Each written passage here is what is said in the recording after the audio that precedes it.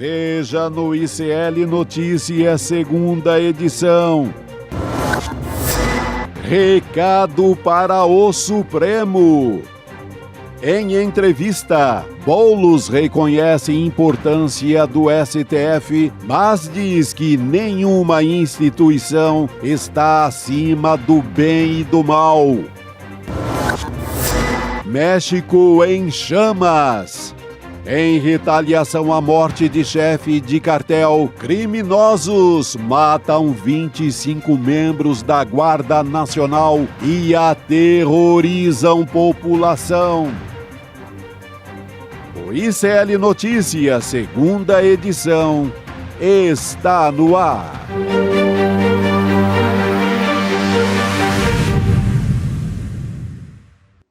Olá, boa tarde. Seja muito bem-vindo, seja muito bem-vinda. O ICL Notícias, segunda edição, está começando. Estamos ao vivo em todos os nossos canais aqui do ICL. E eu já te convido, aliás, neste começo de semana, porque hoje é segunda-feira, dia 23 de fevereiro de 2026, para dar o seu apoio enquanto você nos assiste aqui no seu ICL, no nosso site, né, e também nas nossas plataformas, dando o seu like e seguindo a nossa transmissão. Hoje é dia 23, gente, de fevereiro, última semana de fevereiro, e estamos com a nossa formação completa aqui em São Paulo. Já estou ao lado do meu amigo, companheiro, colega Chico Sá, meu oráculo. Oh, querida, quem dera, você que é muito amada, não só por mim, mas pelo Brasil todo, por toda a audiência. Boa tarde. Vamos nessa para Brasília? Por favor, também? direto, sem enrolação, já direto. Heloísa Vilela, que vai trazer todas as novidades, bastidores da política. Ela já está a postos lá nos corredores, Elô, do Congresso. Boa tarde para você, querida. Boa tarde, Gabi, boa tarde, Chico. Pois é, a gente retomando a vida com tudo aqui no Congresso Nacional, né? Muita coisa acontecendo, é segurança pública, é Banco Master, é CPMI, olha, esses 4 primeiros meses, de fato, né, do ano legislativo prometem. Tudo junto ao mesmo tempo. Até porque tem que fazer tudo aí até maio, porque depois vai todo mundo para os seus estados tentar se reeleger. Tomara que o povo tenha juízo e não reeleja esses picaretas que votam contra o trabalhador, que querem manter a 6x1, né, que são da bancada das bets. Toda essa gente aí estúpida, tomara que não volte para Brasília, Elô. São os meus votos. Isso, Chico. Eu vou começar falando mais uma vez de Banco Master. Voltamos a esse assunto porque hoje tivemos um posicionamento do ministro-chefe da Secretaria-Geral da Presidência, o ministro Guilherme Boulos, que defendeu o papel do Supremo Tribunal Federal na defesa da democracia, mas ponderou que a Corte, que o STF, não está imune a questionamentos. Ele estava falando do caso do Banco Master, que está sendo investigado pelas fraudes financeiras e que tem possíveis envolvimentos de ministros nessa história. Então, vamos ver o que ele disse durante uma entrevista à Rádio Nacional. A gente volta a falar sobre esse assunto. Vamos lá. O Supremo Tribunal Federal foi importante para o Brasil para preservar a democracia contra quem queria dar golpe de Estado. Ponto. Teve coragem. Funcionou a instituição. Pagou preço por isso. Funcionou a instituição. O Xandão tomou Magnitsky e por aí vai, mas teve coragem. Agora, isso não quer dizer que o Supremo ou qualquer outra instituição esteja acima do bem e do mal. Elô, então o Guilherme Boulos é mais um, né, ministro do presidente Lula, do governo Lula, a se pronunciar sobre esse assunto envolvendo o Banco Master. Já tivemos posicionamentos do próprio Lula, tem falado bastante sobre isso, do Fernando Haddad. O Guilherme Boulos entra nessa história também. E eu acho que ele poderia ter dito os ministros do Supremo, né?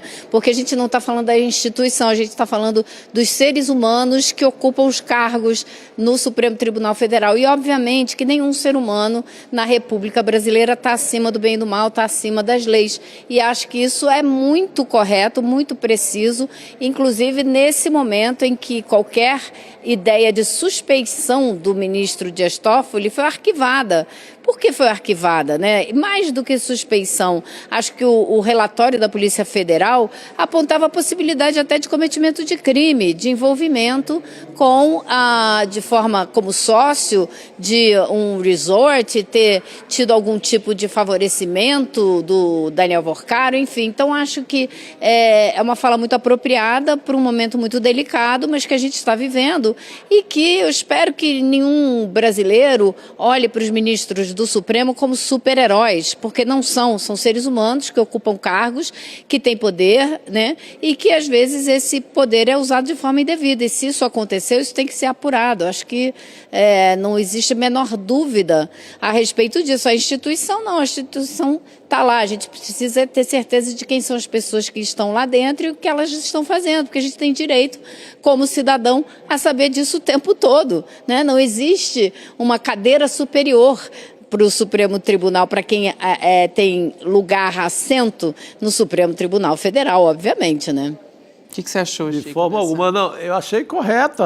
Eu acho que tem que louvar o que merece ser louvado, como, por exemplo, a atuação do Alexandre de Moraes para segurar ali. Ele segurou na unha, no braço, a democracia brasileira, diante do ataque que daria num golpe de Estado.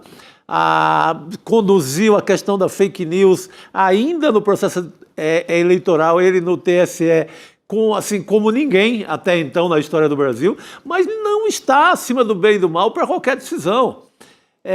Pegue, por exemplo, como votam, como decidem quase todos os ministros do Supremo em relação a causas trabalhistas, a assuntos do dia a dia do trabalhador brasileiro. A maioria vota pelos patrões.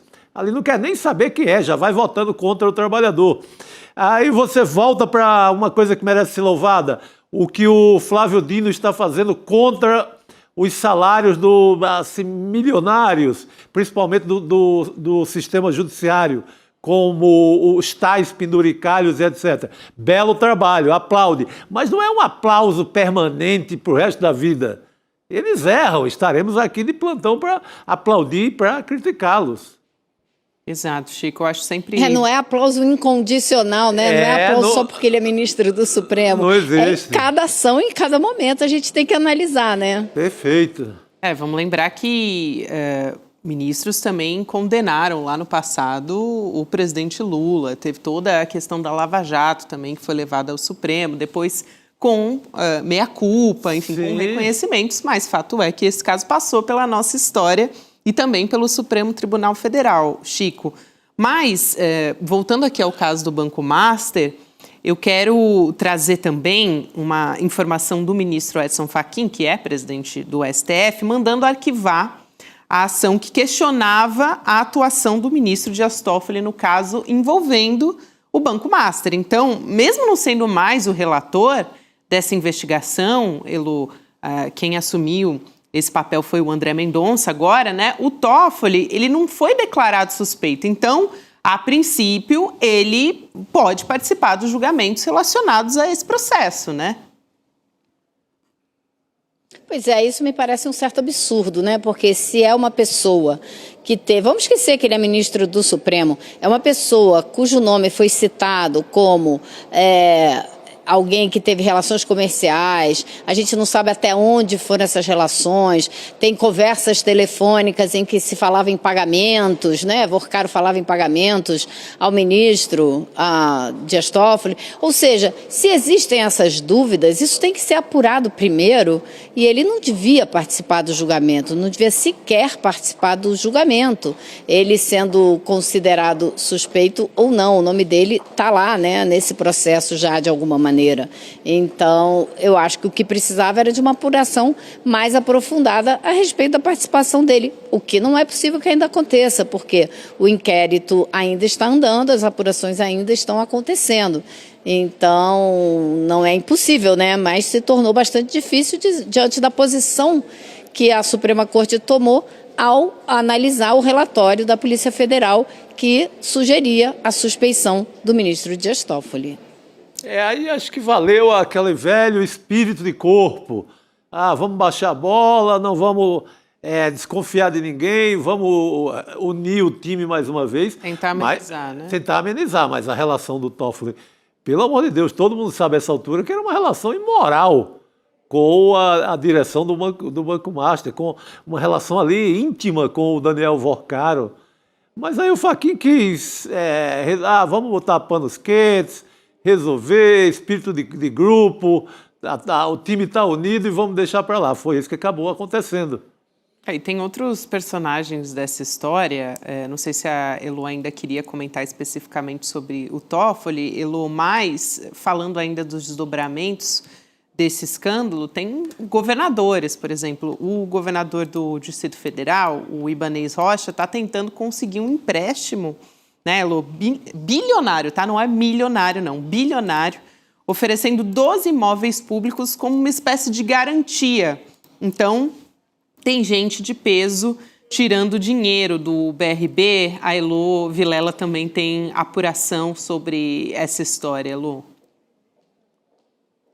Empréstimo para salvar o BRB, Gabi, tem que ser bilionário mesmo, porque o rombo é bilionário, né? Então não tem muito jeito.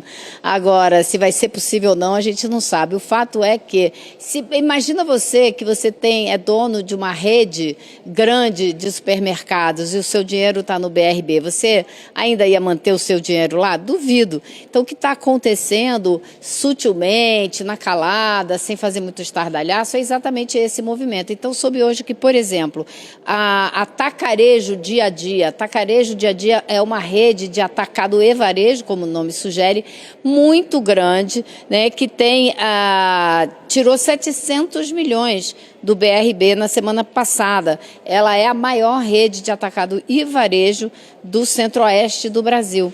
Uma outra empresa que existe é o Grupo Perboni. O dono desse grupo também tirou o dinheiro dele, do BRB. E os gerentes do BRB andam assim arrancando os cabelos, porque pessoas que têm CDBs, até que têm poupança lá dentro, estão tirando dinheiro. Claro, né? Era de se esperar. Então, o banco que já está com uma situação difícil, está com uma situação que só fica cada vez pior. E o que o Ibanez prometeu? Prometeu não, propôs. Ele apresentou esse projeto de lei para a Assembleia Legislativa, que levanta um empréstimo de uns 2 bilhões e pouco, e como garantia dá imóveis que são do patrimônio da cidade, que são geridos pela cidade. E essa lei vai ser discutida amanhã na Assembleia Legislativa, mas, pasmem, aparentemente nem a base dele está a favor dessa lei. Ninguém quer botar o nome, ninguém quer se sujar nessa história. Então, pode acontecer que pela primeira vez em 7 anos e meio, porque o Ibanez já é governador há 7 anos e meio, ele tenha uma derrota na Assembleia Legislativa, coisa que nunca aconteceu com o Ibanez Rocha, porque ele tem uma base sólida da direita lá dentro. Só que agora eles estão divididos e não querem assinar embaixo dessa proposta do governador, que todo mundo já sabe que vai ser insuficiente, não vai dar conta do buraco que o BRB precisa cobrir. Então, é muito provável que, se essa lei fosse aprovada, coisa que não deve ser, o Banco Central virasse para o governo do Distrito Federal e dissesse: olha, não adianta, isso aí é muito pouco. Então, o Ibanez Rocha está diante de uma situação muito difícil, porque para salvar o BRB, ele só vai ter 2 saídas. Uma que é tirar dinheiro da saúde, da educação, dos programas sociais, etc., num ano eleitoral, para colocar no buraco que ele deixou criar no BRB. A outra saída é federalizar o BRB, como já aconteceu com o Banco de São Paulo, que acabou indo para o Banco do Brasil e depois o Banco do Brasil vendeu para o Santander. Então, isso seria também péssimo para o governador em ano eleitoral. Ele perdeu o Banco de Fomento do Distrito Federal, que não é uma coisa assim, como estava me explicando hoje um deputado distrital, não é uma coisa assim etérea, subjetiva, não, é uma coisa que está concretamente na vida dos moradores do Distrito Federal, porque todo o programa social do Distrito Federal, seja passagem, passe livre para os estudantes, seja compra de uniforme, né, várias coisas que a população tem direito, são feitas com o cartão do BRB. Então, isso também teria um impacto político muito grande. Então, ele está num beco sem saída, o governador Ibanez, que já, pelas fofocas que acontecem aqui no DF, já estão dizendo que ele está considerando desistir de concorrer ao Senado e ficar no governo do Estado até o fim do mandato, porque ali, pelo menos, ele se protege por mais tempo. Agora, isso causa um outro problema, porque a vice dele, a Celina Leão, é a candidata da direita ao governo. Se ele não sai, ela vai ter muita dificuldade de aparecer, porque ela estaria à frente do governo, fazendo,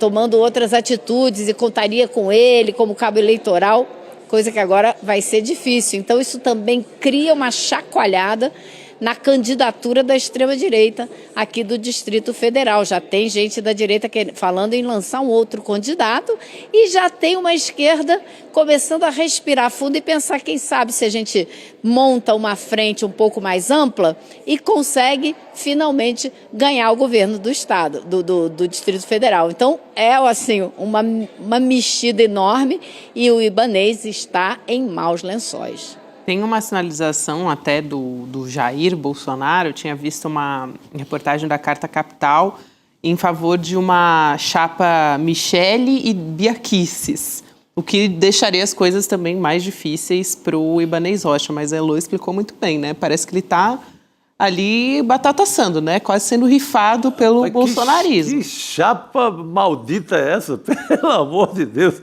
Eu fiquei até sem fôlego quando você começou a falar. Brasília já enfrenta aquele período de seca total, que é difícil respirar. Imagina com esse governo. Michele e Bia Kicis, pelo amor de Deus. Michele e Bia Kicis é a chapa para o Senado. Para o Senado, são as candidatas para o exatamente. Senado. E aí ele ficaria de lado, né? Porque o Ibanez está de olho hoje, né, Elô, no Senado. Isso. Mas se continuar... Já mataria. Cara, o Ibanez, ele consegue os milagres, assim, por exemplo, ele tá 7 anos e meio no governo e nada pega contra ele.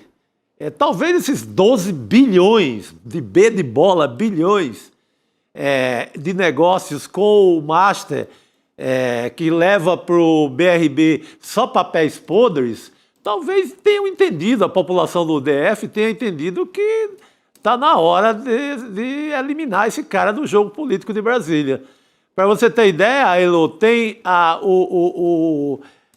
pessoa que tem dinheiro no BRB tem que saber que uma das coisas que o BRB se tornou dono nos últimos dias é o comando de cemitérios em São Paulo, porque eram cuidados, parte dos cemitérios era cuidado aqui por empresas ligadas ao Banco Master, empresas do cunhado do Vorcaro, do Fabiano Zettel, ou Zettel, que é o maior financiador da campanha do Bolsonaro e também o maior financiador da campanha do Tarcísio de Freitas.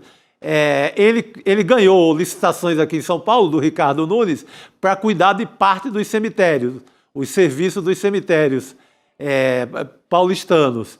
O Banco Master precisou dizer que alguma coisa deles tinha algum lastro, entregou parte desse serviço para o BRB. Então está lá o BRB, o Banco de Brasília, cuidando até de cemitério em São Paulo. Quer dizer, cuidando não, porque ninguém, depois que privatizar esse serviço em São Paulo, tal, Deus dará. Inclusive, né, o de enterrar as pessoas. Tá. Pergunta de família que teve que passar por que dependeu desse serviço em São Paulo agora. O primeiro que subiu o preço pela hora da morte, isso literalmente, e o serviço é uma porcaria. Uhum. Por conta desses negócios que esses caras de governos, como o governo Ibanez, fazem. Não, você imagina, eu fui para a Bahia antes do Carnaval. Viajei por várias cidades, passei em Salvador.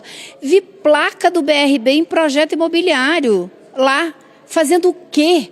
Fazendo o quê? O que o Banco de Fomento do Distrito Federal está financiando o projeto lá na Bahia? Não tem nada a ver, né? Então ele se espraiou aí pelo Brasil E agora está com esse rombo todo, porque participou dessa, né, o Ibanez tentou de tudo quanto foi jeito salvar o Master usando o BRB e colocou dinheiro lá dentro, como outros estados a gente sabe que colocaram também, como o Rio de Janeiro, Exato. colocou dinheiro da Previdência, Amapá, Alagoas, sabe? Então, assim, muita coisa, muitos tentáculos dessa história do Master e uma delas é o BRB.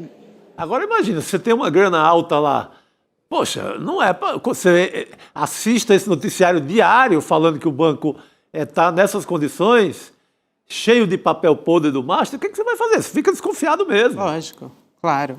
Elô, eu queria trazer muito rapidamente, porque a gente tem que, senão não vai dar tempo da gente falar sobre uma treta da extrema-direita, e é lógico que treta a gente quer trazer aqui, né? Por favor, segunda Além é dia de torcer pela briga. Segunda é dia de treta pesada. Mas muito rapidinho, só para a gente fechar o assunto do Banco Master, pode ser que o Daniel Vorcaro não compareça amanhã no Congresso, porque ele já não compareceu à CPMI do INSS hoje. Ok, isso a gente tinha até falado no final da semana passada que era esperado, não ia acontecer. Mas amanhã ele era esperado numa outra comissão, não era isso? Exatamente, ele vinha à Comissão de Assuntos Econômicos do Senado, que é presidida pelo senador Renan Calheiros. E o que acontece? Foi o Vorcaro que ligou para o senador e pediu para falar. Falou com ele 3 vezes, queria falar na comissão. Há uma diferença gigantesca entre ser convocado para uma CPMI e ser convidado e participar de uma comissão como a CAE, a Comissão de Assuntos Econômicos, porque na CPMI, né, você vem como convocado, você tem que responder as perguntas, toda hora nessa CPMI sai alguém preso, ele já está preso, mas não quer uma cena dessas, mais uma cena ruim para ele. Já na CAE, ele tem a oportunidade, ou terá a oportunidade, de apresentar o caso dele, fazer a defesa dele, mandar recado. Muitas coisas podem acontecer se ele vier. Então, hoje mesmo, ele falou com o senador, ele quer participar da sessão. Ele ofereceu participar por videoconferência amanhã, ou a vir presencialmente na terça-feira da semana que vem, ou ainda que os senadores sigam para São Paulo para ouvi-lo lá em São Paulo, que eu acho que é uma opção que ninguém aqui no Senado quer, até pelo simbolismo, eles vão lá, viajam para ir lá conversar com ele, não faz o menor sentido. Ele quer apresentar o caso dele, ele que venha aqui e apresente o caso dele. Agora, por que, se ele pode usar a comissão desse jeito, por que a comissão ainda quer ouvi-lo? Porque existem objetivos específicos dessa comissão. Entre eles, é entender exatamente onde foi que a fiscalização do Banco Central dormiu no ponto e deixou o Banco Master acontecer. Esse é um dos objetivos principais do trabalho dessa comissão. E o senador Renan Calheiros acredita que o Daniel Vorcaro, mesmo que não queira falar muita coisa, pode acabar dando alguns indícios a respeito desse ponto central. Então, existe o interesse, sim, de conversar com ele, mas não a ponto de fazer com que todos os senadores viajem até São Paulo. Agora, isso vai ser discutido na abertura da sessão da comissão amanhã, às 10 horas da manhã. Boa. Então, a gente vai aguardar a partir das 7 horas da manhã. O Panu já vai estar de olho nisso no Desperta. E a gente continua na nossa programação também. Já vai ser N1, mais ou menos nesse horário. Então, aguardem. Vamos acompanhar. Mas vamos falar de briga, né? Prometi. E vamos falar sobre a briga ali na extrema-direita. Nicolas Ferreira e ex-primeira-dama Michele Bolsonaro estão sendo isolados pela ala mais bolsonarista do PL. Vamos entender essa história, de onde partem esses ataques. Eduardo Bolsonaro, que está cobrando apoio ao Flávio na candidatura, a pré-candidatura, na verdade, à presidência. Mas o Nicolas, ele visitou o Jair Bolsonaro na cadeia nesse final de semana e saiu se defendendo. Ele tem recebido críticas do Eduardo e, em entrevista ao SBT News, o Eduardo tinha dito que o Nicolas e a Michele estavam com amnésia. Vamos ver o que o Nicolas respondeu. Vamos lá. Eu discordo que eu tenha amnésia e que a Michele tenha amnésia. Eu me lembro muito bem, todos os anos, que eu fui atacado injustamente. E diante das situações, né, que estão acontecendo, nós temos o pai dele preso, sofrendo dificuldades de saúde. Você tem as pessoas do dia 8 presas e precisando da derrubada do veto da dosimetria. Você tem o STF envolvido em diversos escândalos. Você tem o Lula literalmente fazendo de tudo para poder destruir esse país e a prioridade é nos atacar. Então isso diz muito mais sobre ele do que a mim. Então eu acho que o Eduardo não está bem. Aí, o que disse o Nicolas. Olha, vocês não duvidem, esse Eduardo não está bem, foi o maior presente que ele deu para os progressistas e para a esquerda. Eu estava hoje num gabinete de um deputado da esquerda aqui da Câmara dos Deputados, quando a conversa era essa. Como é que a gente vai aproveitar isso aí? A gente tem que usar isso aí. A gente não pode deixar de usar isso aí, porque, obviamente, é muito bom. O Eduardo não está bem. Eu iria mais longe. Eu diria que o Eduardo já não nasceu bem, ele nunca esteve bem, ele continua não estando bem, né? Porque as coisas que ele fala e faz demonstram que ele nunca bateu muito bem da cabeça, né? Isso daí é fato, tá aí registrado nos anais da história. E aí o Nicolas Vaz se pronuncia desse jeito, Chico, bastante abertamente. A Michelle Bolsonaro, ela parece que foi mais discreta, assim, nas críticas. Ela fez um post... Eu achei o contrário. Você achou? Muito mais violento, gente. Vamos ver o que ela... Muito mais violento, pelo amor de Deus. Você que preparou, vou colocar aqui na tela, só para as pessoas entenderem, né? Tem uma imagem ali ao fundo de banana assada e ela diz o seguinte... 91ª refeição do Jair Bolsonaro, né, que está preso. Sou grata a Deus por me dar saúde, condições e criatividade para cuidar do meu amor através de algo tão simples e tão cheio de significado, a comida feita com carinho. Ele ama banana frita e quando envio sempre diz que é uma surpresa boa. Isso aquece o meu coração. Foi daquele jeito. Eu acho pior do que... Eu acho que o Nicolas falou meio... não falou nem o adjetivo mais pesado, falou ali... Ele não está bem, educadamente, e o rapaz realmente não está bem. Como disse a Elô, nunca esteve bem, é um surtado permanente. É só uma pessoa surtada, sai daqui do Brasil, vai para os Estados Unidos lutar contra o Brasil. Então, esse é um surtado. Então o Nicolas foi educado. Agora, colocar gracinha, fazer piadinha com banana frita é muito mais ofensivo. Ainda é mais refeição para o pai dele. É mais adolescente, assim, é mais infantil. Malhação. Malhação ali. Achei mais venenoso, gente. Muito mais Achei venenoso. Mais venenoso. Veneno escorreu aqui, como a gente diz, né? Muito mais pesado o que a Michelle, a ex-primeira-dama, fez. Pô, ela sacaneou o cara, assim. E dividindo a família, né? Total. Não poupou nada. Manda um banana frita pra esse cara e pronto. Pelo amor de Deus. Ainda mandou dizer, o marido tá comigo, não tá contigo não, Zé Mané. Ainda definiu. O teu pai já te largou, né? Exatamente.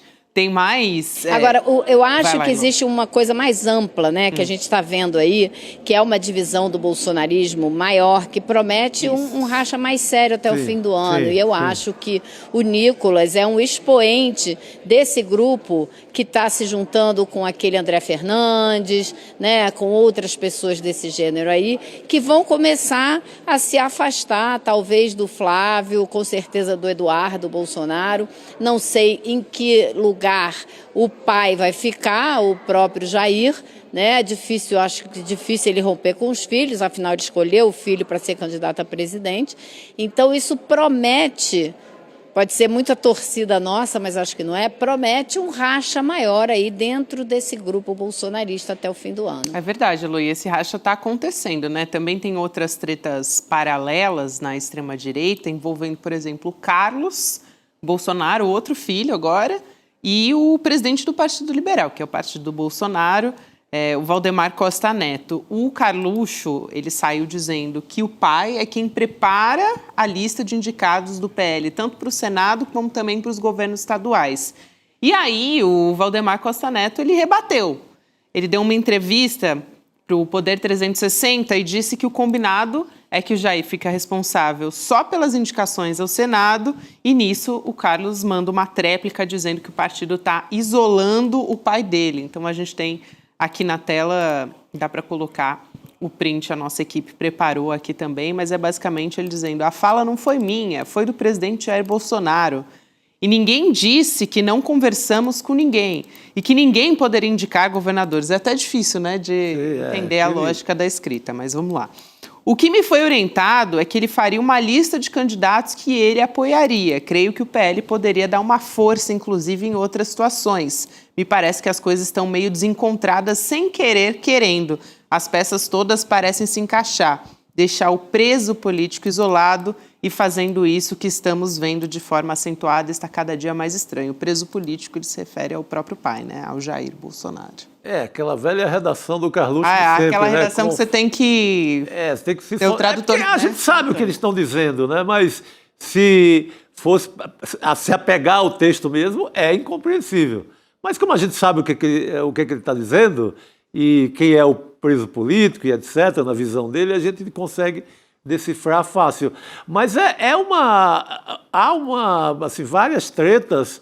Se você voltando um pouco ao capítulo Nicolas, você tem hoje, eu acabei de ver o nosso grande César Calejon postou agora, já uma outra treta que é do André Valadão, que é o poderoso chefão da Igreja da Lagoinha, lá de BH, que inclusive manda um pouco no Nicolas. O Nicolas Ferreira é meio dessa igreja e obedece um pouco à Igreja da Lagoinha.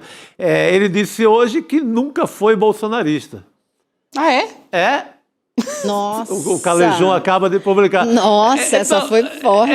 Então, gente, esse povo vai se pegar pesado, vai se pegar brabo, não sei até quando, mas é esse o climão que está rolando na extrema-direita. Agora, foi legal você falar em poderoso chefão, Chico, porque na hora que vocês estavam lendo a nota do Carluxo, eu estava pensando justamente no capo, né? Ele está tentando dizer o quê? O capo está preso, mas ele continua sendo o capo. Sim. E vocês têm que obedecê-lo. Agora, vamos nos lembrar que Bolsonaro nunca foi fiel a partido algum. Se precisar mudar de partido, criar uma outra legenda, ele o faz, né? Então, também é uma possibilidade. Ele está batendo de frente com o Valdemar, disputando o poder de quem é que manda no PL. É isso que está acontecendo.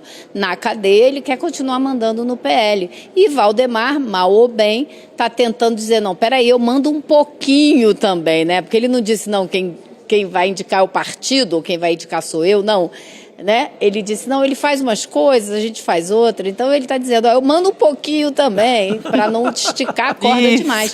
Mas essa corda tende a se esticar, né? Meu Deus do céu. Ainda mais nesse momento que o próprio Valdemar não pode nem visitar o Bolsonaro na cadeia, né? Porque ele está entre os barrados pelo Supremo Tribunal Federal, justamente que é investigado nessa ação da trama golpista. Então, vamos ver como é que vai continuar essa história. Toda hora uma treta nova. O Chico trouxe aqui em tempo real uma pra gente. Elô, bom trabalho por aí em Brasília. Bom ter você com a gente. Valeu, querida. Um beijo.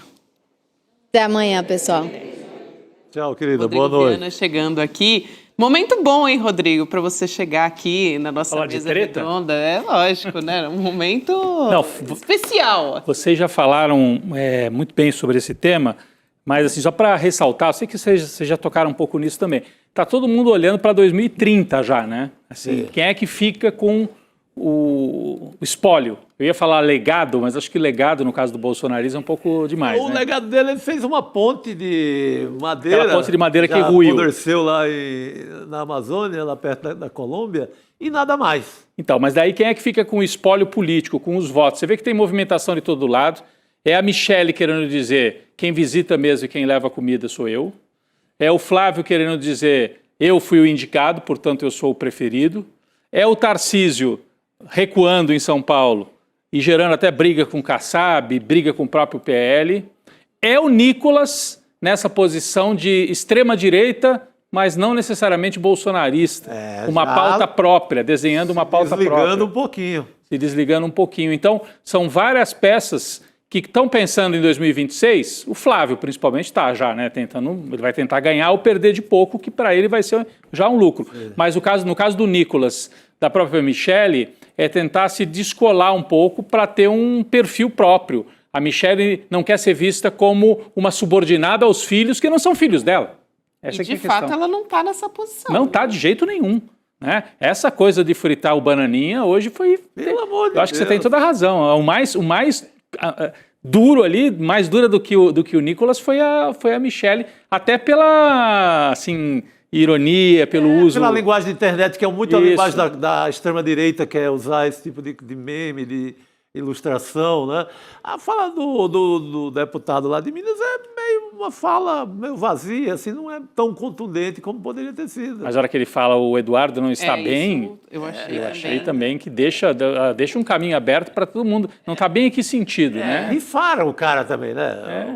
A Michelle, todo mundo rifou, o cara foi fazer aquele papel ridículo de lutar contra o Brasil, pedir tarifa contra o Brasil, se ferrou, deixaram ele lá. A minha pergunta é: isso vai caminhar para uma guerra civil na extrema-direita entre eles? Ou daqui a pouco eles se acertam para tentar... Se acertam para a eleição. Para a eleição, também vamos acho. brigar por espaço, porque Isso. agora estão brigando quem vai indicar mais candidato a deputado, Também quem acho. vai indicar o Senado. Daqui a pouco, todos juntos contra Lula. Acho que é por o Lula os une, né?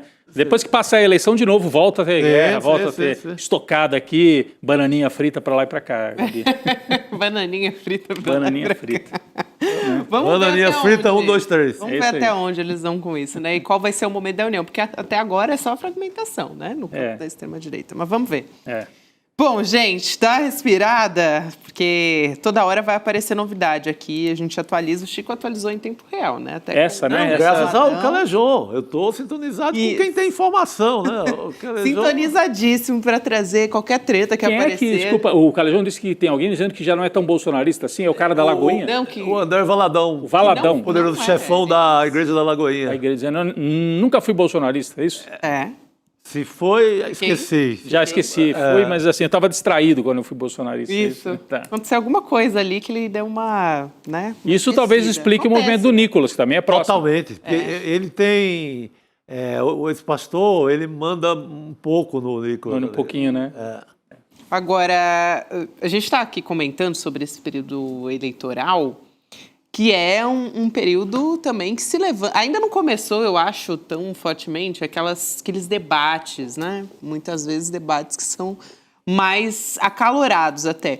E vem um período de muita desinformação também nas eleições. Então, a gente vem comentando sobre o oráculo ICL, sobre esse papel nos debates e tal.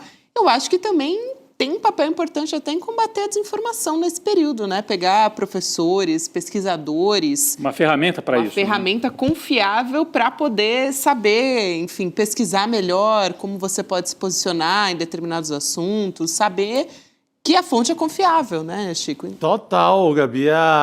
E não é só assim, na informação imediata, de um fato que aconteceu hoje à tarde. Isso é verdade, isso é mentira. Não é em teses, assim. O que as privatizações trouxeram de bom para o Brasil?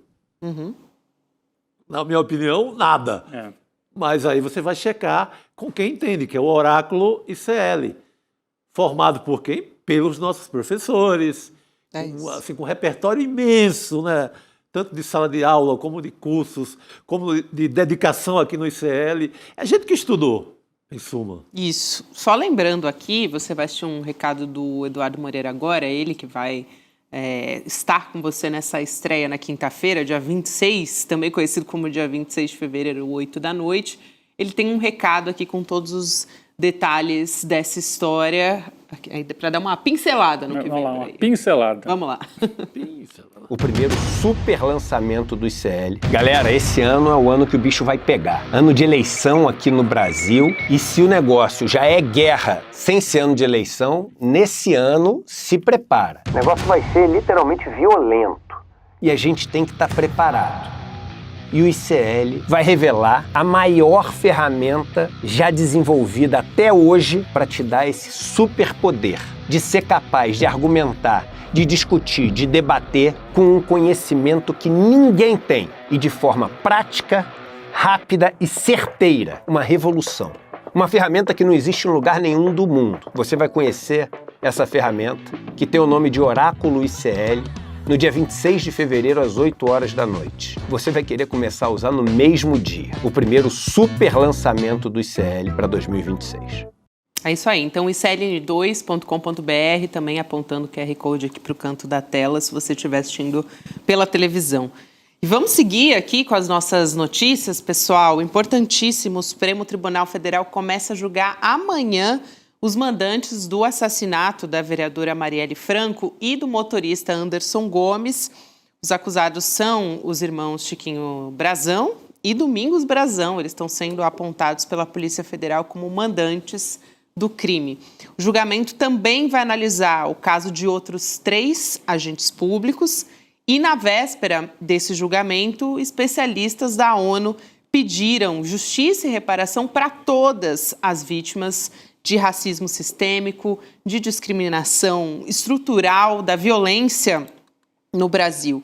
A gente tem um trecho aqui do comunicado, vamos colocar na tela.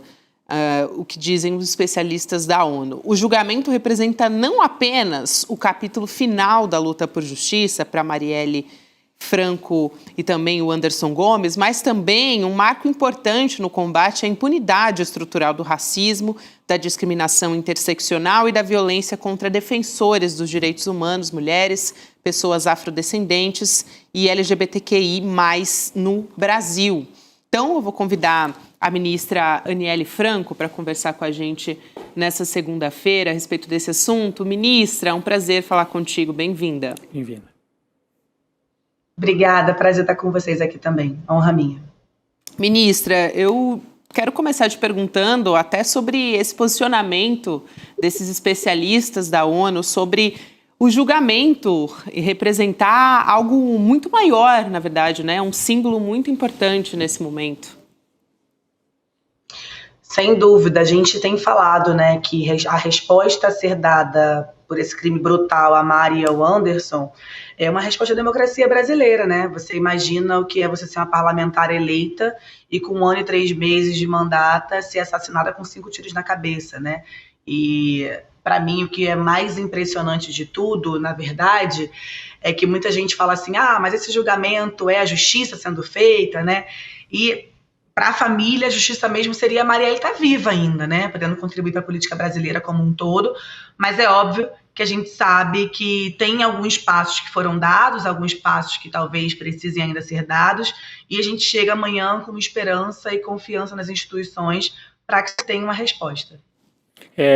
Ministra, vocês acham que com esse encaminhamento, né, com 5 réus sendo levados agora ao julgamento, esse crime está totalmente desvendado? Porque eu ouço até hoje gente falando que há histórias mal contadas, daquelas histórias lá do começo das investigações, que envolviam o condomínio do ex-presidente, hoje presidiário, e outras coisas, mas para a família isso está pacificado, essa linha que levou à prisão dos 5 como mandantes ou colaboradores do crime, pacifica, entre aspas, né, porque pacificar mesmo seria, como você disse, ter a Marielle aqui viva, mas de alguma maneira pacifica pelo menos a responsabilidade pelo crime. Esses são os verdadeiros mandantes, aqueles que colaboraram para que o crime acontecesse? Nós esperamos 8 anos, né? 6 e 8 anos ali, o júri e agora também esse julgamento. Acho que pacificar seria uma palavra muito forte se eu dissesse aqui que sim. Uhum. Mas a gente espera, né, que de fato essa seja uma das respostas que nós estamos esperando. Hoje a gente deu aqui uma série de entrevistas, as pessoas falavam, e se tiver alguma absolvição, como é que vocês se sentem? É isso, a gente precisa confiar, né? Porque de fato algumas coisas caminharam e alguns passos foram dados, mas ter a certeza de que nada, ou que nenhuma surpresa, ou que não tenha nenhuma outra pessoa envolvida, não tem como ter, né? A maior surpresa que a gente teve até agora, por exemplo, foi ali ter um delegado que falava conosco, sentava com a gente, conversava com a minha irmã, e possivelmente, supostamente, esteja envolvido nisso. Então, um crime arquitetado como foi, com todas as respostas que nós tivemos dos executores, acho que é um pouco difícil de falar que, sim, tem algum passo, tem alguma resposta, e que o futuro, de verdade, a gente vai precisar esperar, mas sem dizer e sem acreditar que acaba aí. Eu acho que pode ser que sim, a família toda tem falado isso, mas confiando no resultado, nas instituições, no trabalho que tem que ser feito, e também reforçando, né, que eu acho que aqui vocês são um canal super ético, de muita responsabilidade coletiva na matéria, da maneira que vocês se tratam. Acho que é importante trazer que essa resposta também dar resposta para aquelas pessoas que achavam que iam ficar impune, né? Você não pode arquitetar um crime como esse, ou cometer qualquer tipo de crime que seja, e pensar que por ser um deputado, por ser um vereador, por ser um delegado, estaria impune. Eu acho que também tem uma resposta, tem uma esperança de que a gente consiga, de fato, caminhar para uma resposta concreta e final, mas garantir eu não tenho como afirmar. Ministra, qual o reflexo que esse julgamento pode ter nas eleições no Rio de Janeiro, na disputa no território fluminense? Como é que a senhora vê esse julgamento em relação à eleição desse ano? Já que teremos pessoas condenadas em definitivo, grupos serão atingidos nas suas imagens, né? Porque até agora conseguiram passar impunes. Isso tem reflexo na eleição? Sempre tem, né? Eu acho que sempre tem, eu diria ainda um pouco a mais do que a sua pergunta, porque todo ano eleitoral a Marielle volta como esse símbolo do ataque, né? Acho que vale a gente lembrar quando ela é assassinada ali 9h35 da noite, 2 horas depois a gente já estava com as redes sociais tomadas de fake news sobre a Mari, e assim se repetiu em 20, 22, 24, e eu duvido muito que seja diferente agora em 2026. Mas claro que escancar ali algo que a gente tem falado, que a Mari, ela abre a tampa de um bueiro, né?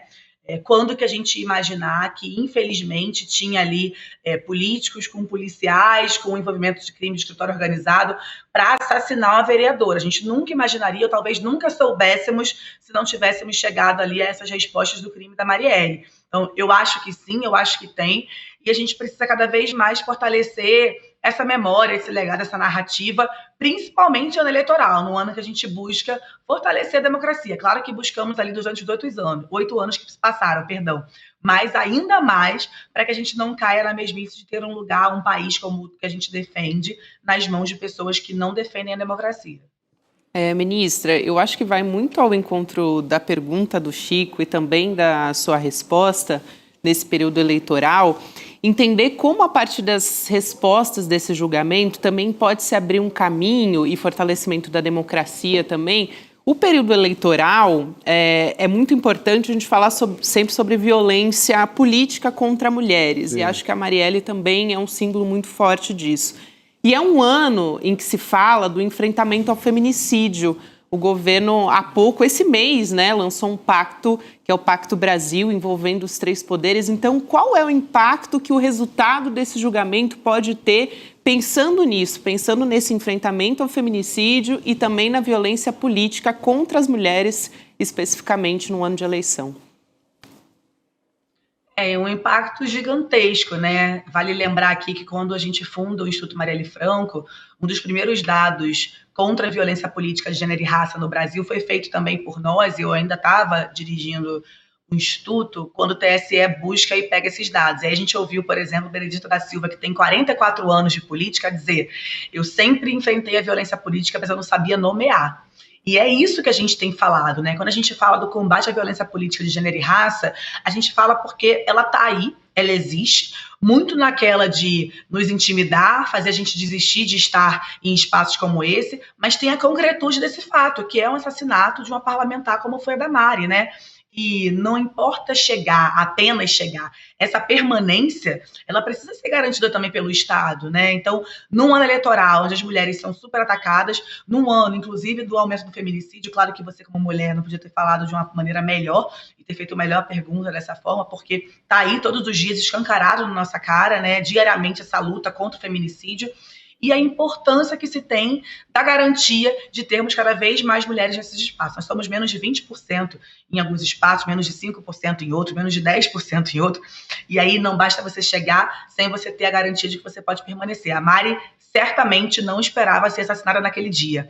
Ela estava num evento falando sobre o futuro das jovens negras e ela faz a fala que é: primeiro veio Benedito da Silva, depois Jurema e 10 anos depois Marielle. Quantos anos mais a gente vai ter que esperar? E de fato foi isso, esperamos ainda muitos outros anos e não sabemos por quantos anos a gente vai precisar esperar mais. Então eu espero muito que esse caso sirva de verdade, para além da gente manter a memória e o legado dessa mulher viva, que é muito difícil para mim falar só enquanto ministra, é a minha irmã, era a minha melhor amiga, era a minha companheira de vida, e que a gente segue remoendo essa dor e trazendo aqui para esses espaços para dizer que basta de violência política, mas também basta de feminicídio, porque as mulheres precisam estar vivas e permanecerem em seus espaços quando conseguem chegar. É isso, a Benedita da Silva, aliás, é um símbolo dessa permanência, né, ministra? A senhora citou, ela, deputada constituinte em 88, sim. já enfrentava o racismo, a misoginia de diversas maneiras, já falou muito sobre isso em entrevistas desde aquela época, e ela é um símbolo dessa permanência, talvez que a ministra cite aqui. Quero muito agradecer a sua presença, ministra, é um prazer te receber, e também, claro, a nossa solidariedade e também...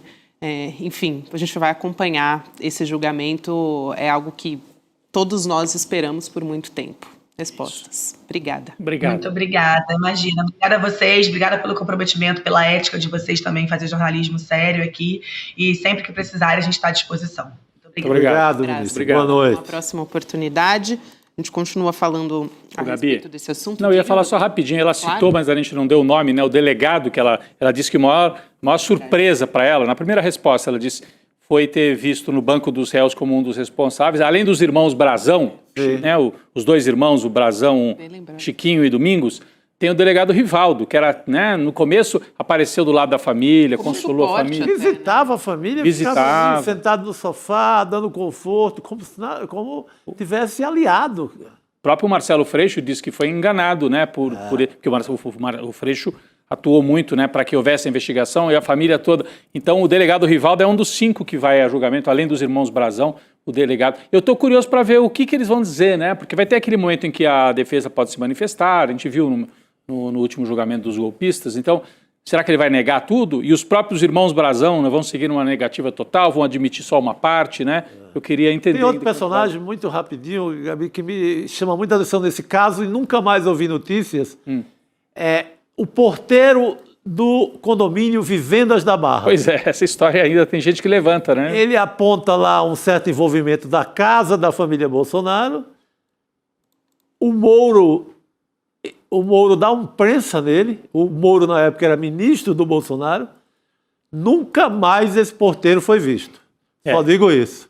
E o Rony Lessa, que foi o executor, um deles, né, circulou pelo condomínio e circulava pelo condomínio. Né, então, eu queria saber do destino desse porteiro. Por isso que eu comecei perguntando para ela se para a família, não é que esteja pacificado interiormente, do ponto de vista psíquico, isso não se recupera, mas está pacificado no sentido de são esses mesmos só, ou tem gente que não está no banco dos réus ainda? Isso que é a dúvida. É uma boa pergunta. Até o nosso convidado pode nos ajudar a elucidar algumas dessas questões no âmbito criminal. O Taiguara Líbano, que é advogado criminal, professor de Direito Penal da UF, do IBMEC também. Continuamos falando sobre o julgamento do assassinato da Marielle e do Anderson. Doutor, boa noite. Professor, bem-vindo. Obrigado. Boa noite a todos. Prazer falar com o ICL e com os nossos ouvintes. Prazer te receber. Doutora, a primeira pergunta que eu te faço é, de uma maneira geral, entender como é que vai acontecer o rito desse julgamento para as pessoas que nos acompanham aqui e que estão esperando por isso, né? Quanto tempo vai levar? Como é que vai se dar, ouvir essas pessoas todas envolvidas? Perfeito. Então, é um julgamento peculiar, porque nós temos aqui a competência originária do Supremo Tribunal Federal para processar e julgar um crime de homicídio. Então, algo realmente singular.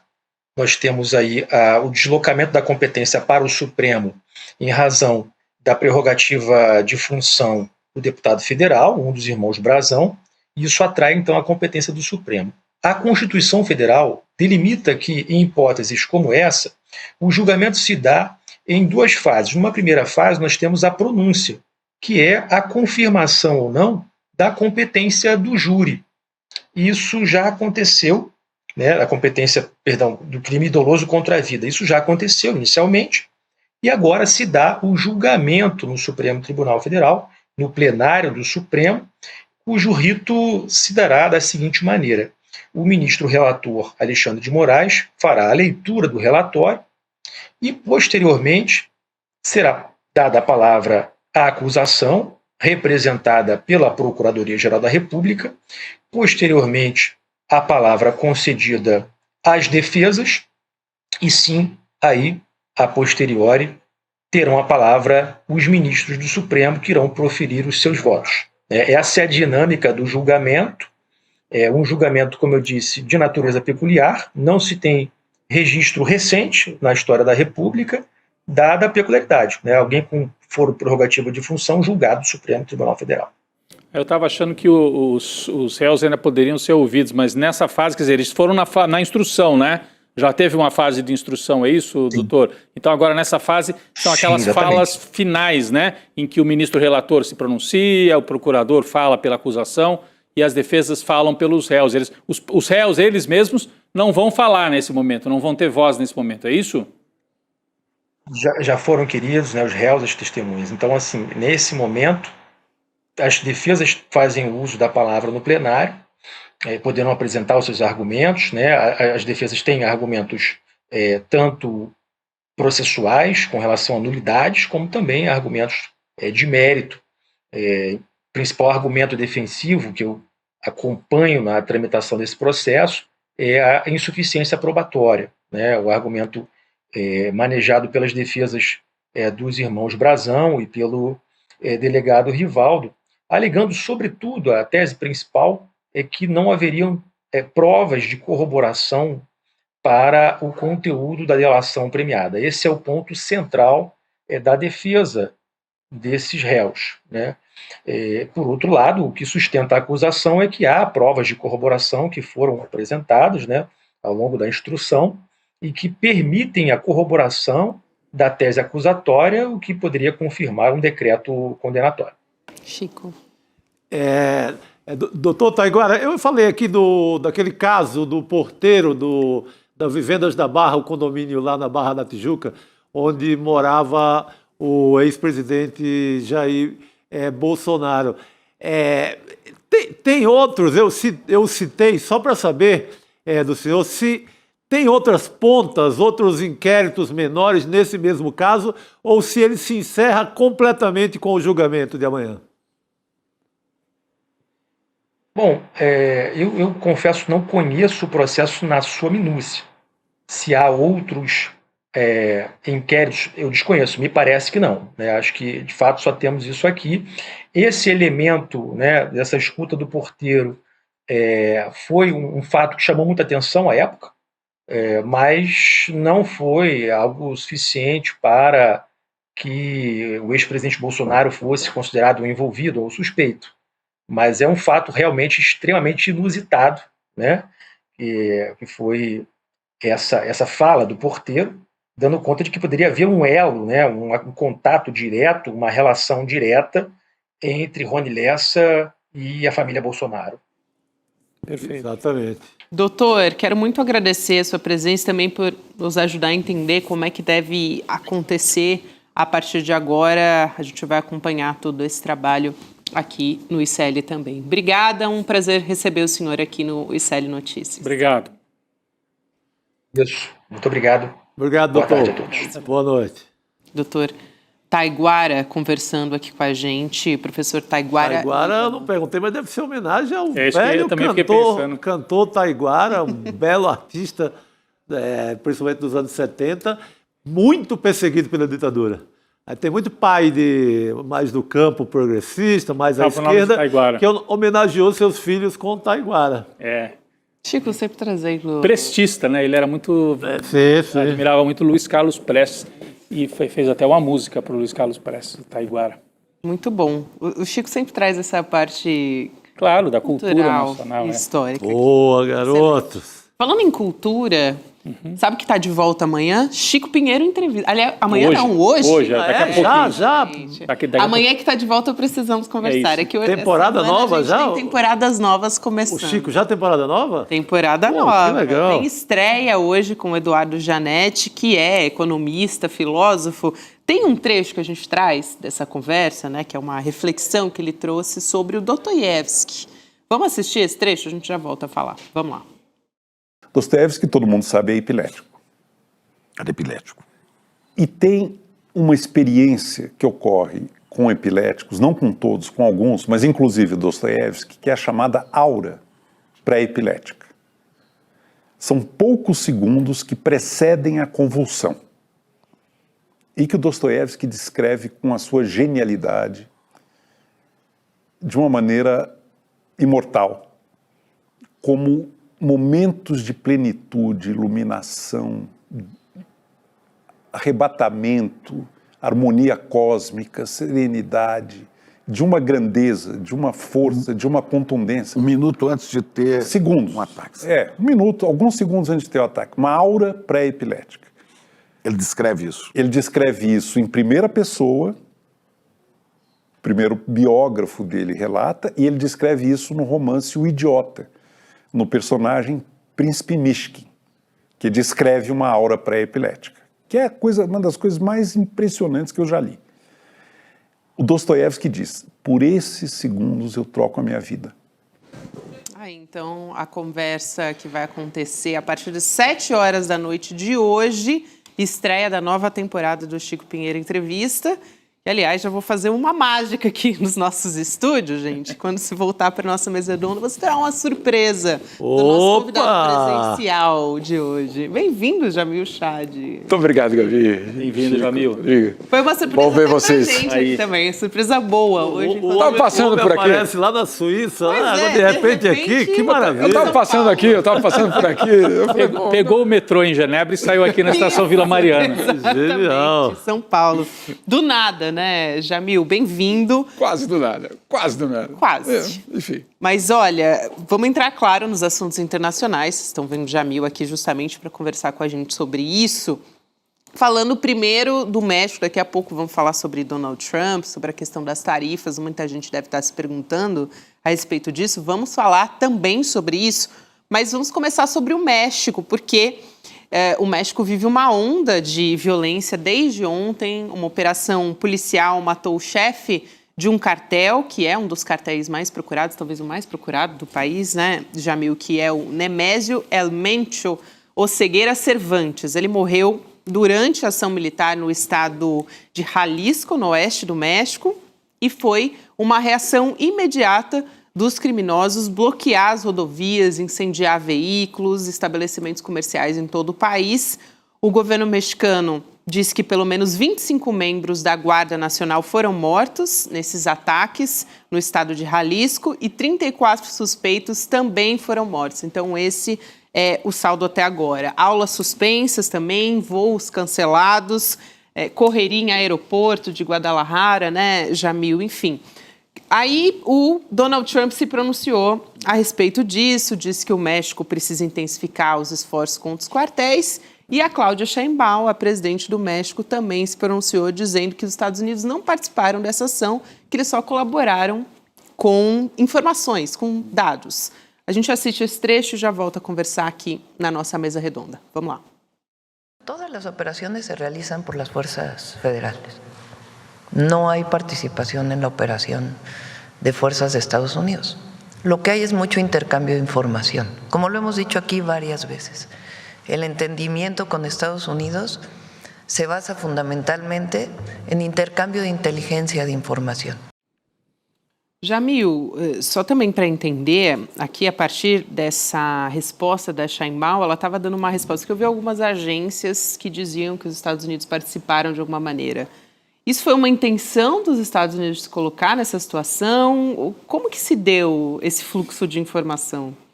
Gabi, ainda é muito cedo para a gente ter uma constatação mais concreta de como aconteceu, mas pelo menos da parte da Casa Branca, a informação é de que sim, inteligência foi compartilhada com os mexicanos justamente para que essa operação pudesse acontecer.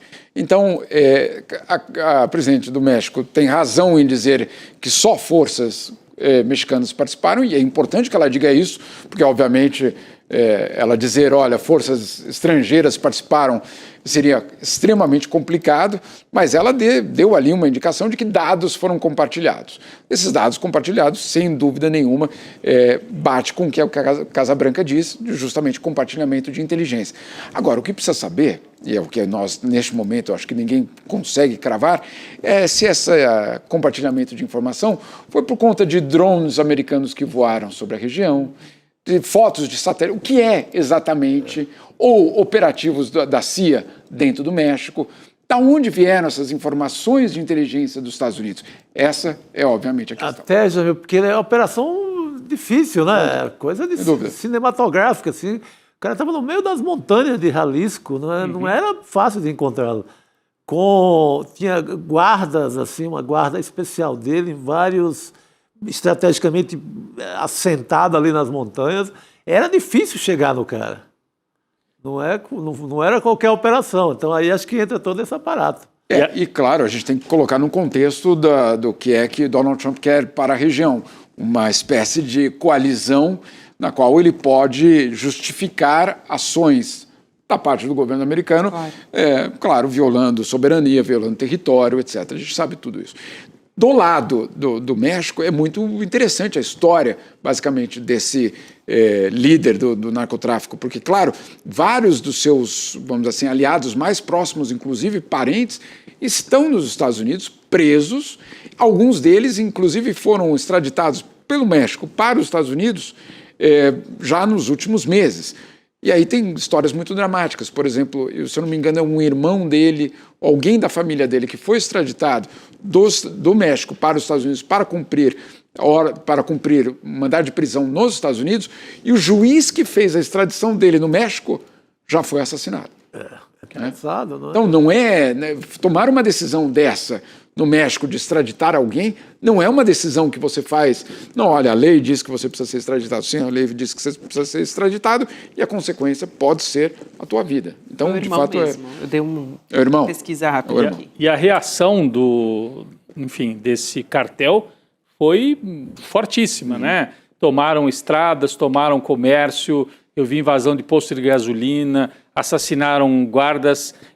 Lembrou um pouco, mas acho que muito mais forte até aquele movimento do PCC aqui em São Paulo, muitos anos atrás. Só que nesse caso, além de Jalisco, né, que é o estado, o México tem vários estados, a gente ouve falar mais de Guadalajara aqui no Brasil, que é a cidade onde a seleção de 70 jogou, né? Inclusive no estádio, que chamava Estádio de Jalisco, né? Eu estive lá, conhecia o estádio muitos anos depois.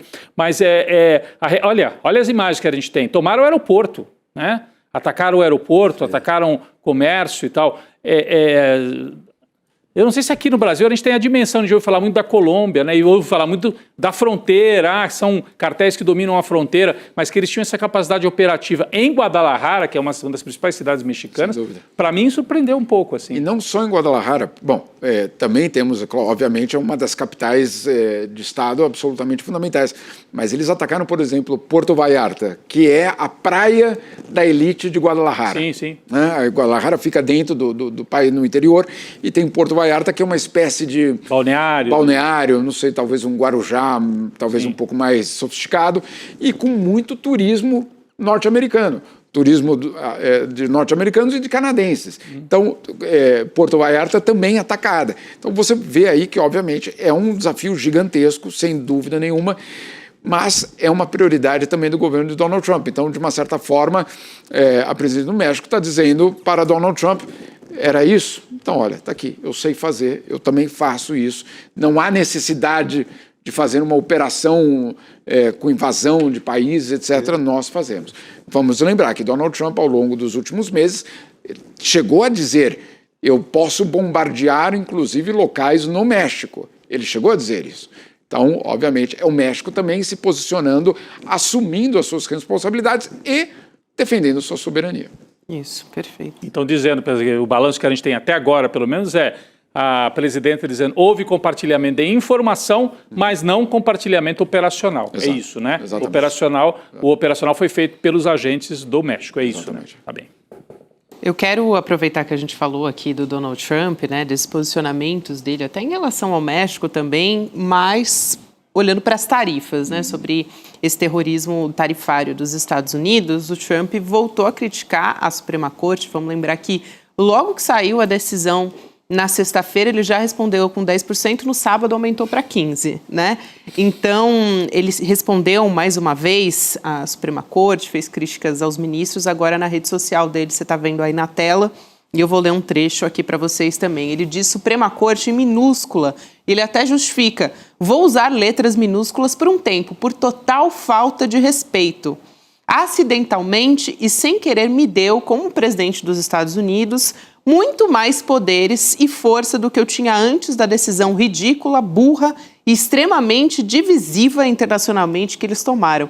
Eu arrisco aqui a dizer que é uma total demonstração de fraqueza do Trump esse posicionamento, mas vamos lá. Ele diz também, essa Suprema Corte vai encontrar um jeito de chegar à conclusão errada, uma que novamente deixará a China e várias outras nações felizes e ricas, que a nossa Suprema Corte continue tomando decisões tão ruins e prejudiciais para o futuro da nossa nação. Eu tenho um trabalho a fazer, querendo sair como um herói dessa história. Então ele diz que vai ameaçar países que brincarem, né? Ele ameaça com a decisão da Suprema Corte.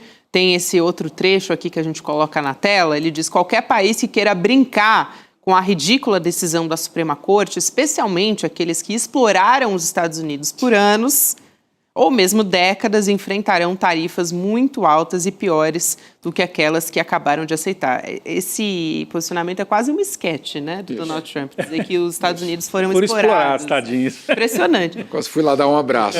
Porto Rico, talvez. Poxa vida, né? Agora, Jamil, eu te pergunto se é uma demonstração, porque parece que ele sentiu muito esse revés da Suprema Corte. Até porque é a primeira vez, eu acho, que ele sente que juízes votaram contra ele, né? Inclusive juízes indicados por ele. Então, Gabi, e nesse aspecto tem algo fundamental, porque se a gente for ler essas postagens para além delas, o que ele está dizendo é o seguinte: as regras do nosso país, da nossa república, são irrelevantes, porque, no fundo, eu estou salvando vocês.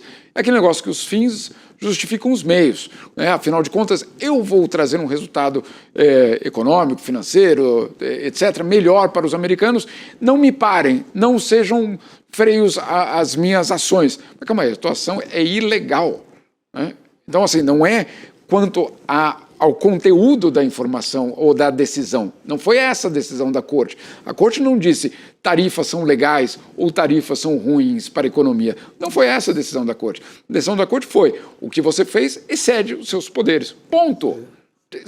Não segundo eu, o juiz tal, a juíza tal, segundo a Constituição dos Estados Unidos. Então, o que deixou ele muito, eu diria, irritado é o fato de que alguém colocou algum limite nele. Né? Esse é o primeiro ponto. O segundo, esse trecho que você falou, países que brincarem. Né? Ou seja, o que quer dizer isso? Um país que chegar lá para negociar com Donald Trump e falar assim, olha, lembra aquela negociação que a gente tinha que ter para você reduzir tarifas? Então, você está sabendo que você foi punido pela sua própria corte. A sua própria corte disse que você adotou algo ilegal. Na verdade, ele sabe que os países que vão negociar com ele vão chegar com uma carta na manga. A carta na manga é: essa tarifa que você está me impondo é ilegal, não de acordo comigo, de acordo com a OMC, de acordo com a ONU. Vocês estão dizendo que essa tarifa que você está me colocando é ilegal. E aí, claro, qual é a reação dele? Não brinque, quem brincar com isso vai ser taxado ainda mais ainda. Tipo dizendo, nem ousem usar isso como argumento para vir aqui tirar a satisfação. Né, no caso. É basicamente isso. E ele tem, Jamil, 150 dias com essa nova taxação. E aí ele teria que constar o Congresso. Sim. Só que ele já não constou da primeira vez, né? Então, imagino que não vai fazer de novo. E até já disse que vai recorrer a outros recursos para conseguir taxar mais uma vez. Aliás, esses dois decretos que ele usa são muito antigos, são de outro contexto histórico, final da década de 70. E não só isso, Gabi, mas é curiosa essa história do Congresso, porque no Congresso ele tem maioria. Aí você perguntaria, mas calma aí, se ele tem maioria, como é que ele tem desconfiança em relação ao Congresso? Sim, porque uma ala republicana tradicional é pró-livre comércio. Então, ele sabe que tem gente dentro do partido dele que está absolutamente chocada, porque o Partido Republicano foi tradicionalmente o partido do livre comércio, da abertura de fronteiras, da abertura comercial. O Brasil, inclusive, no primeiro governo Lula... Dava bem com o Bush. Adorava. E não se dava muito bem com o Clinton, naquele momento Fernando Henrique, Clinton, porque o Clinton queria colocar barreiras com critérios trabalhistas, ambientais, etc. E aí quando chega o Bush não, livre comércio. Então, os republicanos tradicionais, não os republicanos do MAGA, né? Do MAGA, eventualmente seriam traidores. É isso aí. Jamil, até queria aqui perguntar para você a respeito de como alguns países estão saindo até beneficiados, de certa forma, dessa história, meio que um tiro saindo pela culatra, por parte do Donald Trump, o Brasil sendo o mais beneficiado, mas também China, Índia, o Jamil pode explicar melhor aqui, mas quero só deixar aqui uma tela para vocês poderem acompanhar junto comigo. É um levantamento da plataforma global Trade Alert, mostrando que o Brasil vai ter a maior redução nas taxas tarifárias médias. E a China aparece logo em seguida, depois vem a Índia.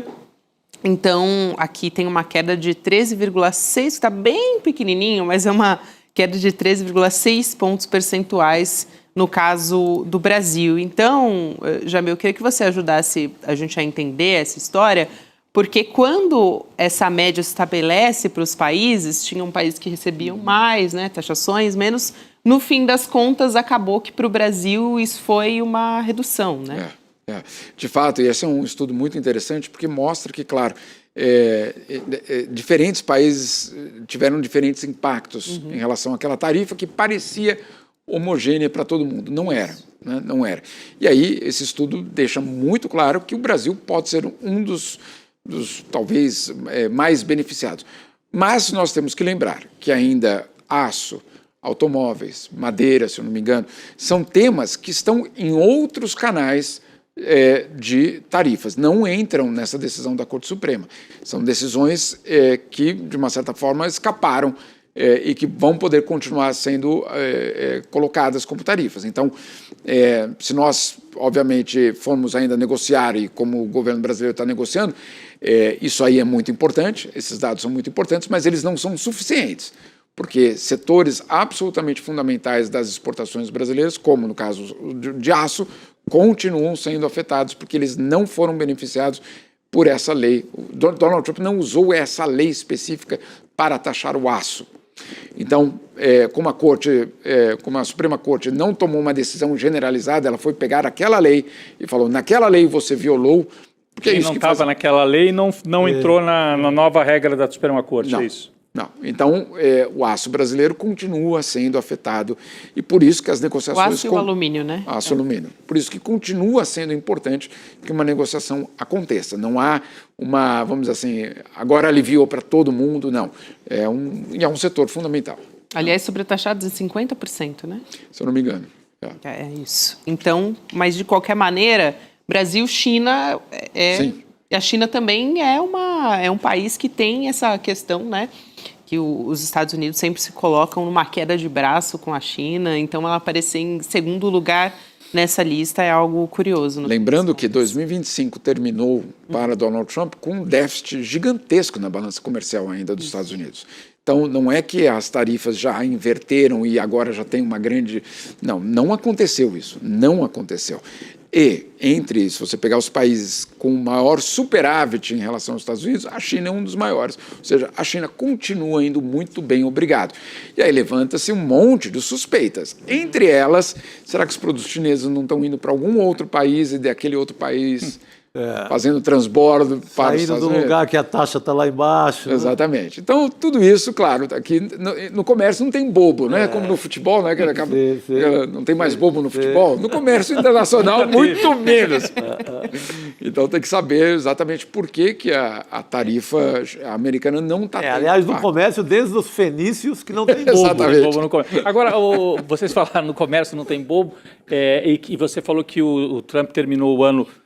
o Trump não, os Estados Unidos, né, com déficit grande e tal. E o déficit político, né? Eu queria só aproveitar a sua presença aqui, a gente fala seguidamente sobre isso, mas a própria decisão da Suprema Corte, né, a gente sabe que é uma decisão técnica, jurídica, mas tem uma leitura política possível. Claro. Uma Suprema Corte que tem maioria indicada por republicanos, toma uma atitude que vai no coração do governo Trump, se contrapondo a ele, mostra uma certa fragilidade. Qual é a leitura que você faz aí política disso, Jamil? Estava todo mundo esperando justamente para saber quem seria ou onde haveria algum tipo de limitação ao poder de Donald Trump.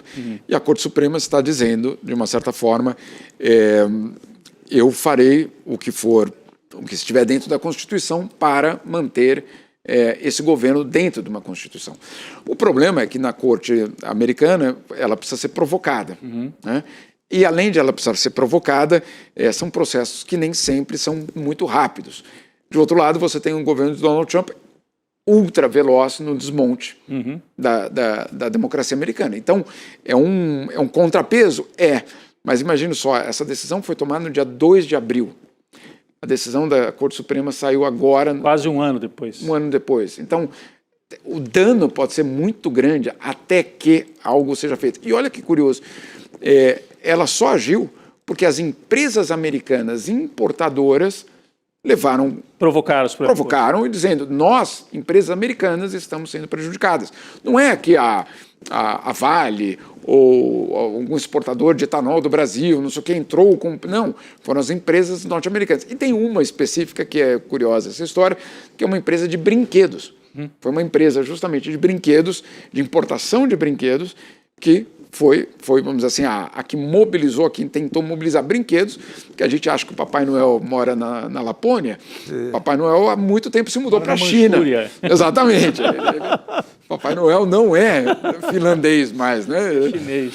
E aí, claro, esses importadores, e aí, olha só, o timing também é muito importante. Quando essas medidas entram em vigor em abril, elas são anunciadas em abril e depois tem todo aquele período de caos, elas começam de fato a entrar em vigor quando os importadores americanos começam a fazer os seus pedidos para o Natal, né? O Natal de 2025. E aí toma uma trombada das tarifas. Exatamente.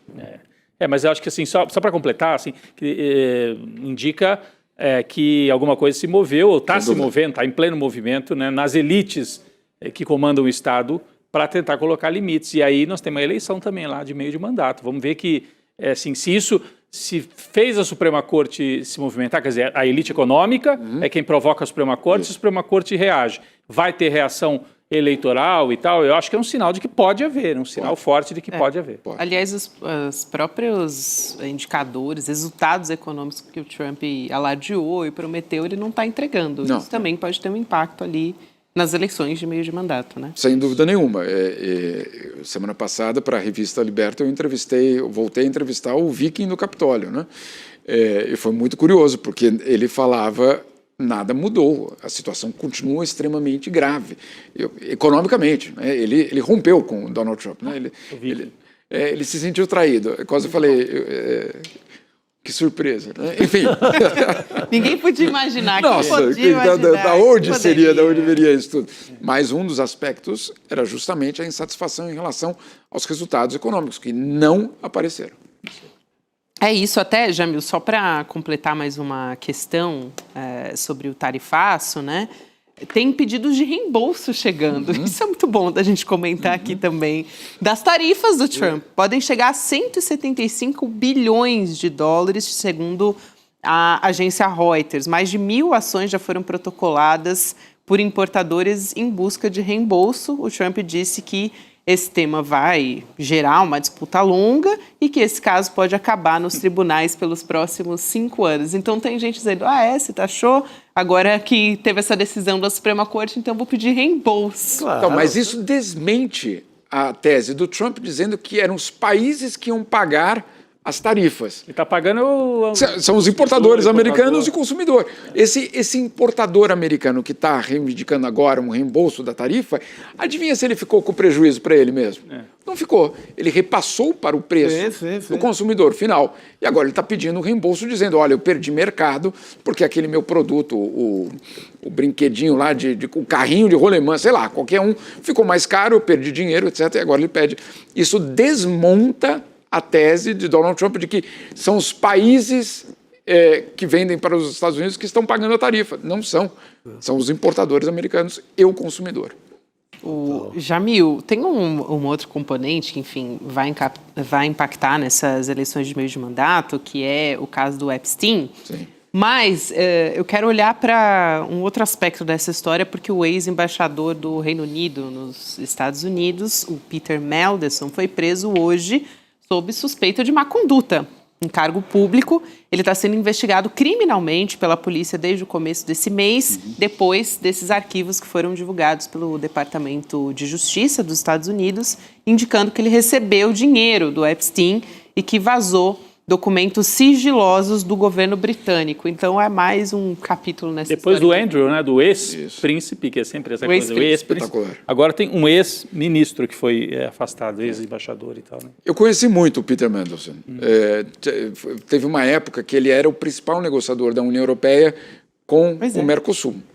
E também o negociador na OMC, etc. Então, tínhamos muitas coletivas de imprensa dele. Me lembro de uma coletiva dele, ele e o Amorim, em Roma, numa coletiva muito tensa, inclusive, naquele momento, uma ruptura muito importante. Em outras ocasiões, na Alemanha. Foram vários os encontros que nós tivemos com ele. E ele, de fato, é alguém muito influente. E, de fato, ele é alguém que tem acesso a muita informação da União Europeia e do Reino Unido. Né? Então, assim, não se trata de um sub do sub do sub. Ele realmente tinha um papel muito importante no comércio. E aí, claro, a investigação é sobre, no fundo, traição ao Estado, né? Porque ele entregou, aparentemente, pelo menos essa acusação de ele ter entregue dados do governo britânico para o Epstein. O que me chama a atenção, Gabi, e aí, infelizmente, não tem como fugir dessa constatação, é de que tanto o ex-príncipe como o ex-embaixador, eles estão sendo presos por divulgação indevida de documentos de Estado. Não pela questão central, vamos dizer assim, das acusações contra o Epstein, que é justamente essa rede de pedofilia. Né? Eu me pergunto... parou ali na divulgação dos documentos, por que ninguém, insisto, por que ninguém, por enquanto, foi julgado, foi processado, eu digo fora dos Estados Unidos, por conta dessa... O Epstein fez isso tudo sozinho. No mundo inteiro? No mundo inteiro, e só para ele. As meninas eram todas para ele. Por que ninguém mais foi julgado? O processado é muito impressionante, que, claro, não estou aqui questionando a prioridade da justiça, ela deve ter informações suficientes para, obviamente, levar à prisão do Peter Mandelson, mas, insisto, e as meninas? Onde estão as vítimas? Onde estão esses casos das vítimas? Eu acho que é a pergunta principal dessa história. É isso. Se eu fosse uma das vítimas, eu estaria... bastante incomodado com o fato porque estão indo em cima da questão do Estado, né, da vigilância do Estado, de dados sendo vazados, mas essa questão está ficando fundamental. Por enquanto, podemos, talvez tudo isso esteja sendo preparado, a Justiça deve estar fazendo, espero que esteja fazendo o seu trabalho.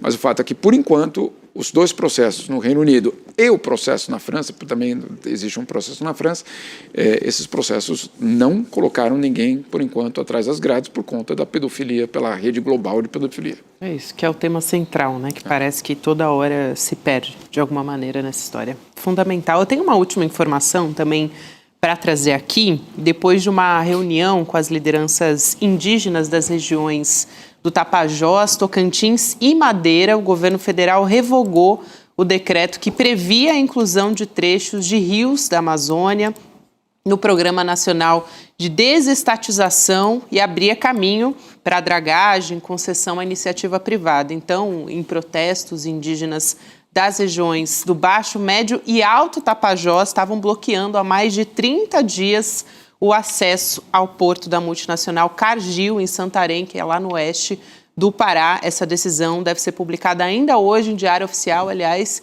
tem um protesto marcado, uma manifestação, agora não sei se vai acontecer, mas existe uma manifestação que vai acontecer amanhã, às 5 horas, aqui em São Paulo, está prevista para acontecer aqui. Nossa, importantíssima. É uma das decisões mais importantes desse ano do governo federal. Foi arrojado, porque é difícil enfrentar essas multinacionais que vêm para depedrar, passar por cima da Amazônia. Parabéns. E os indígenas estavam lá dia e noite. Sim, vamos privatizar Rio.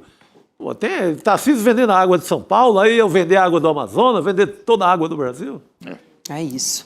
Pessoal, segunda-feira, então, tem Chico Pinheiro Entrevista a partir de agora. Você vai acompanhar e eu vou me despedir de vocês. Amanhã estaremos de volta também a partir das 7 horas. Vamos acompanhar o julgamento da Marielle a partir das 10. Jamil, um prazer ter você com a gente. Muito bom, grande Jamil. Não tá por aqui não, né? Não, mas se o metrô passar perto, eu Opa, Vila Mariana, direto. Harry Potter, entra naquela estação assim, meio no meio do caminho, né? Lembra? A plataforma, né? Plataforma. Sai não sei aonde. É isso. Bem-vindo sempre, Jamil Chad, Obrigado. Rodrigo Viana, Chico Sá, vamos nessa, amanhã estaremos juntos. Voltaremos. Boa noite, pessoal. Até amanhã. Visualiza aqui a situação. Você está no encontro da família, você está na mesa do bar com os amigos da escola ou da faculdade e de repente surge um daqueles temas polêmicos. E aí você está lá do outro lado, a tia do Zap, o cara da extrema direita, não sei o quê, e começa a argumentar do lado dele, você puxa os seus argumentos, a discussão começa a elevar ali o tom, a temperatura, e você precisa de uma grande cartada para inquestionavelmente ganhar aquela discussão. Pois é, o ICL criou uma ferramenta que vai te dar esse superpoder.